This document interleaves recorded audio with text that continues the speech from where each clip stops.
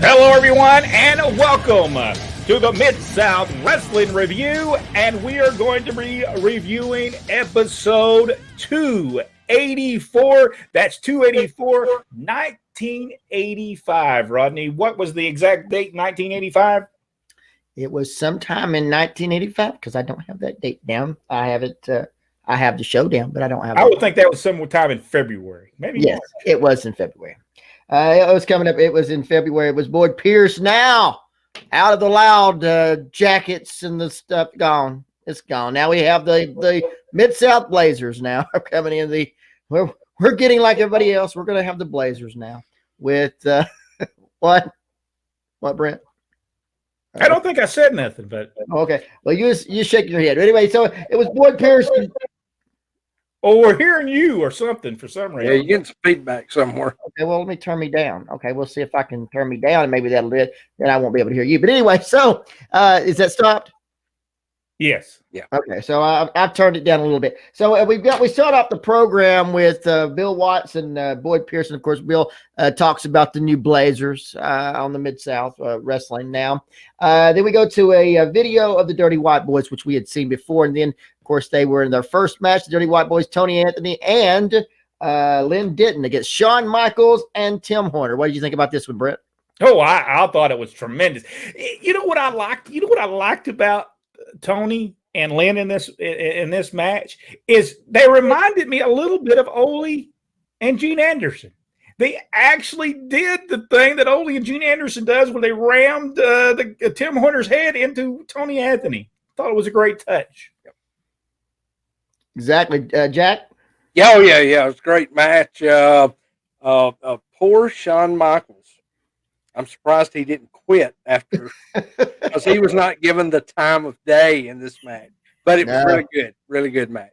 No, and it was the Dirty White Boys, of course, over. And that they had the double Russian foot sweep or leg sweep, whichever you prefer. And then it was the fall-away slam with Lynn Ditton on Shawn Michaels, and it was over 1, 2, 3. The Dirty White Boys win. And I'm with you on that, and I believe that was purposely done. That Anderson, I think that was purposely done, and I think everybody picked up on that one. Then we had an interview with Jim Ross and Steve Williams. Now, Mr. Williams, after being injured at the hands of Jim Duggan, his forearm, now he's got to have an arm pad. He's got to have a forearm pad now to be able to protect that injury. Jim Ross, who, of course, is an expert of all pads, apparently, gave his approval for this. I don't know if you caught that. Bill Watts did say that.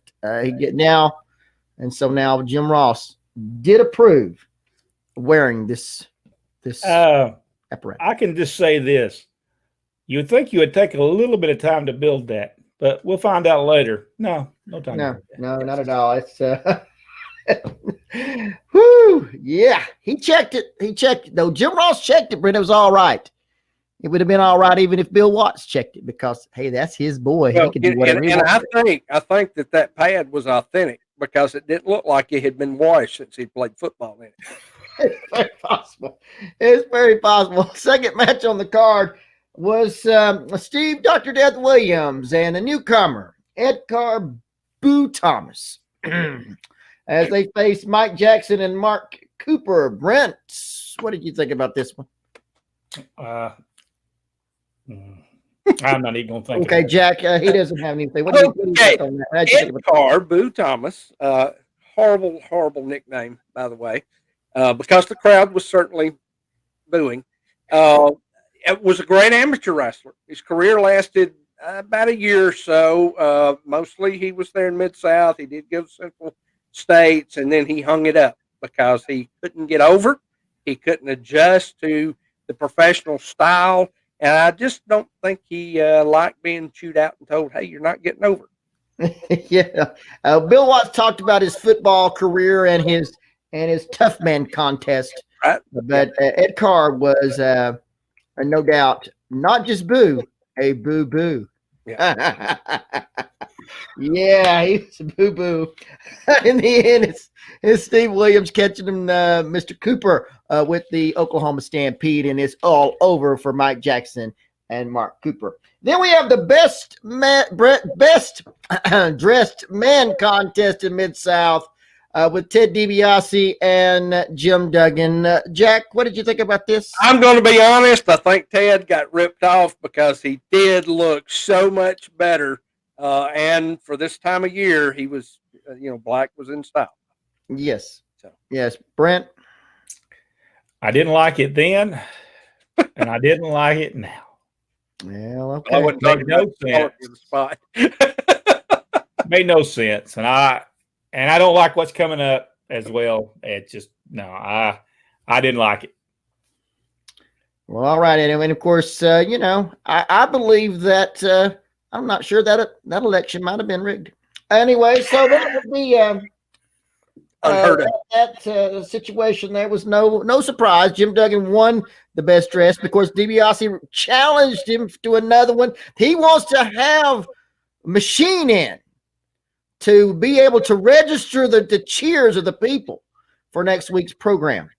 And I like the idea that they had the ball bat out there, and of course they took it away from him after they found out that Duggan did not have a concealed weapon in that one. So next week, as DiBiase said, it's Jim Duggan, the baboon in the suit, and a rematch next week on Mid-South Wrestling, and this time it's going to be electronically monitored to make sure that we had the accurate response of the crowd for the best dressed man in Mid-South contest. Okay. So this has nothing to do with actual current events. That's right. That's right. And that's number 2. It's the Ugandan giant warrior / savage, whatever they call him this week.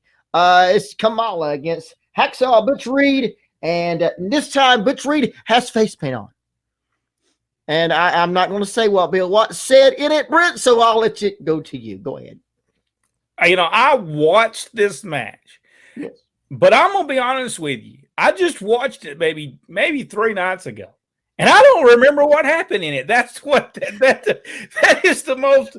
And I'm not trying to say nothing bad about it. I'm just saying I don't remember what happened in this match. Honestly, that's because in all reality, nothing did happen.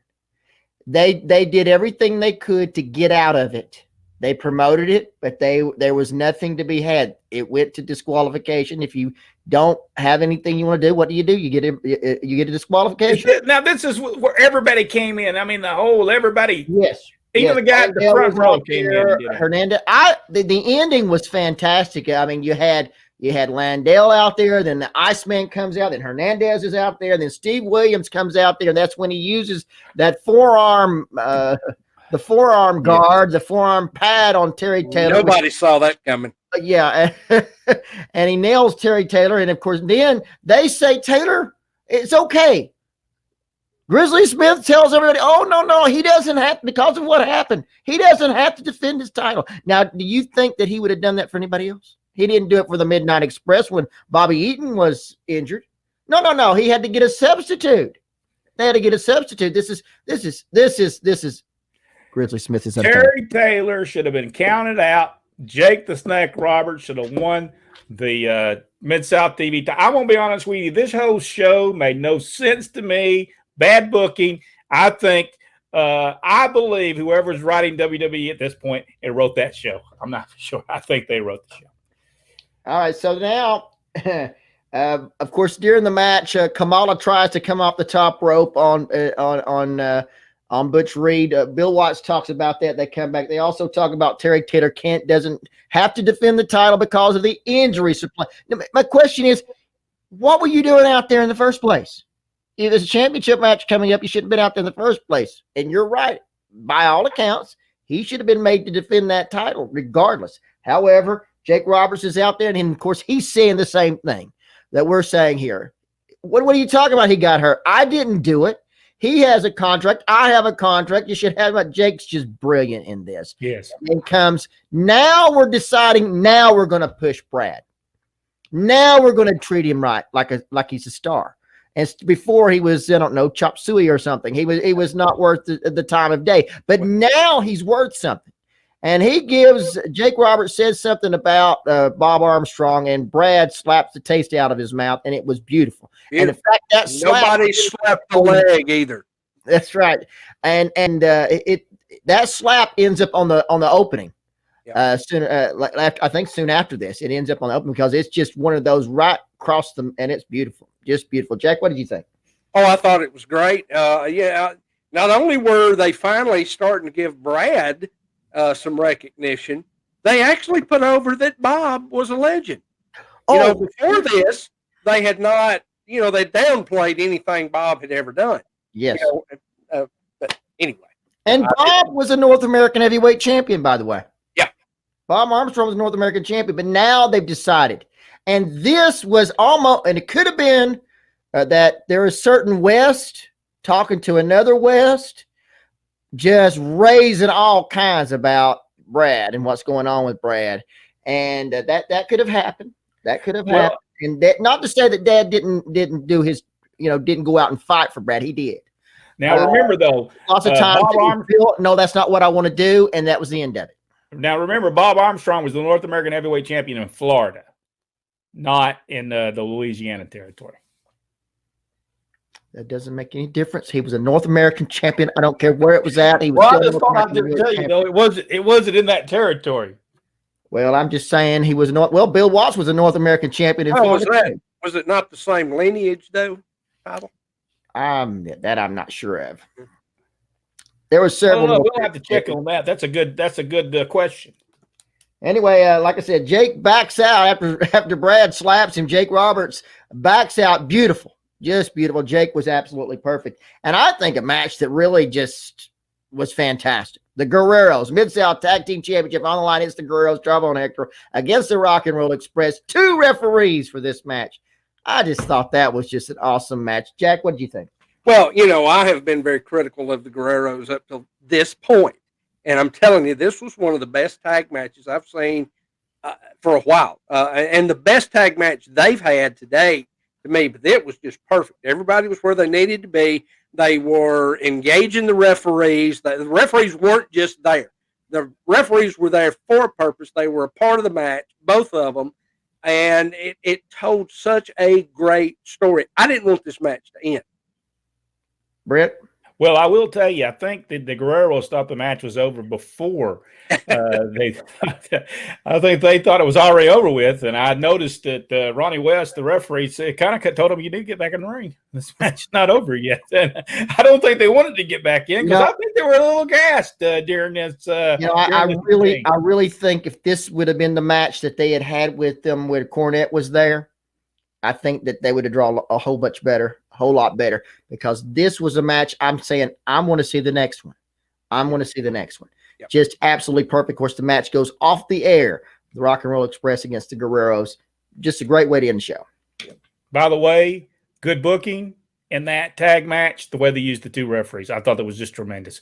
The tag, and then Carl said that, Ronnie West, he says, oh, no, he didn't tag. Carl comes in and says, yes, they did tag. Tremendous stuff. Just the good way you use 2 referees, no doubt. All right, folks, if you enjoyed this video, give us the big thumbs up and subscribe to the page if you haven't done so already. And go one step further, hit that notification bell. Thank you so much, and we'll see you on the next episode of Mid-South Wrestling.